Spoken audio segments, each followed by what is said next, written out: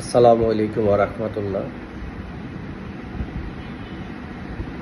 আজকে এমন একটা কথা বলবো বা এমন একটা কন্টেন্ট করতে যাচ্ছি, সেটা হলো যে সেই 27, 28, 29 বছর পর্যন্ত আমাদের সালমান ভাই, আমি ওনার খুবই ভক্ত, যে ওইটা না মানে বিশাল ভক্ত, এটা আসলে অনেকে বলে আর কি আমি অমুক ফ্যান সমুক ফ্যান। আমি ওনার খুবই খুবই ভক্ত, সে ছোটোবেলা থেকে। এবং উনি চট্টগ্রাম যখন আপন নিবাস থাকতো, ওনাকে দেখার জন্য আপন নিবাস গেটে পর্যন্ত গেছি যে সালমান ভাইকে একটু দেখবো, মানে কতটুকু ভালোবাসলে এই জিনিসটা হয়। তো দুঃখের বিষয়, এই সালমান ভাই মারা গেছে শুনে এতটা কষ্ট পাইছি। ওই সময় অনেক ছেলে বা অনেক মেয়ে মানে আপসেট হয়ে গেছে, যে আমরা সালমান ভক্ত যারা ছিলাম, এতটা খারাপ লাগছে। মানে যেটা আসলে অনেক সময় বলে না, নিজের বাপ মারা গেছে খবর নাই, কিন্তু অন্য মানুষ মারা গেলে এতটা কান্না কেন বা এতটা আপসেট কেন। আসলে সালমান ভাই এমন কিছু অভিনয় করছে যেটা মানুষের প্রতিটা হৃদয়ে পুছে গেছে, মানে হৃদয়ে এমনভাবে টাচ করছে।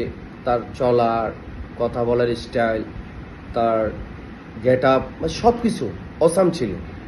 কিন্তু এই ভাইটা মরে যাওয়ার পর থেকে আমাদের এতটা খারাপ লাগছে, আসলে যেটা আসলে বলে শেষ করব না বা শেষ করাও যাবে না।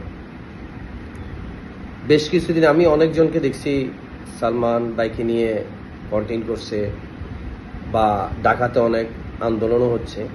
আমার মতে সালমান ভাইকে যে মারছে বা যারা জড়িত, তাদের নাম তো অলরেডি আমি একটা নিউজ ফিডে দেখলাম ফেসবুকের। রিজভি নামে এক ব্যক্তি, সে ডাইরেক্ট ওই এক সাংবাদিককে বলতেছে যে ওখানে স্বয়ং জড়িত সামিরা এবং ডন।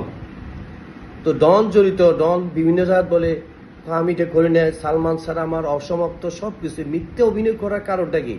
আমার মতে বর্তমান যে প্রশাসন আছে, বাংলাদেশে যে উপদেষ্টারা আছেন, আমি সবার কাছে অনুরোধ জানাবো হাত জোর করে যে প্রকাশ্যে ওদেরকে ফাঁসি দেওয়া দরকার।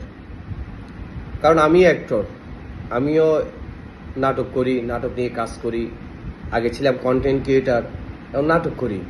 তা আমি একটা জায়গায় যাবো না যে তা না, তাহলে শত্রুরা আমাদেরকে মেরে ফেলবে, তাহলে তো ঠিক না। এরপরে আমাদের সোহেল ভাইকে মারে ফেলছে, তারও বিচার হলো না। তো এভাবে যদি আমাদের বাংলাদেশে যারা প্রেজেন্ট করে ওয়ার্ল্ডের কাছে, ছবি করে আমাদেরকে বাংলাদেশের সব মানুষকে প্রেজেন্ট করে একজন অ্যাক্টরে, ওরম অ্যাক্টরের যদি নিরাপত্তা না থাকে, তাহলে এটা খুবই দুঃখজনক। আমার মতে প্রকাশ্যে তাদের ফাঁসি দেওয়া দরকার। আমি মনে করি আমরা সালমান ভক্ত যারা, তারা সালমান আমাদের কাছে অমর হয়ে থাকবে। ওর আম্মুর কান্না শুনে আমাদের খারাপ লাগে। নীলাঙ্কি যখন কান্না করে, ওই দিন ইলিয়াস ভাইয়ের লাইভে আমি দেখলাম উনি কান্না করতেছে, আসলে খুব খারাপ লাগে। আমি তো একটা মার সন্তান, আমি যদি মারা যাই আমার মার তো খারাপ লাগবে। সালমান ভাই মারা গেছে, সালমান ভাই মার কি খারাপ লাগবে না? আমি জানি না সালমান ভাই কি অন্যায় করছে বা কি করে নাই, তাও জানি না, কিন্তু সালমান ভাই যখন মারা গেছে কতটা কষ্ট তাকে দেওয়া হয়েছে আপনারা জানেন এটা? আপনারা যারা সালমান ভক্ত আমার এই ভিডিওটা দেখলে শেয়ার করবেন। সালমান ভাইয়ের জন্য এখনো চোখে কান্না আসে দেখে, খুব খারাপ লাগে সালমান ভাইয়ের জন্য।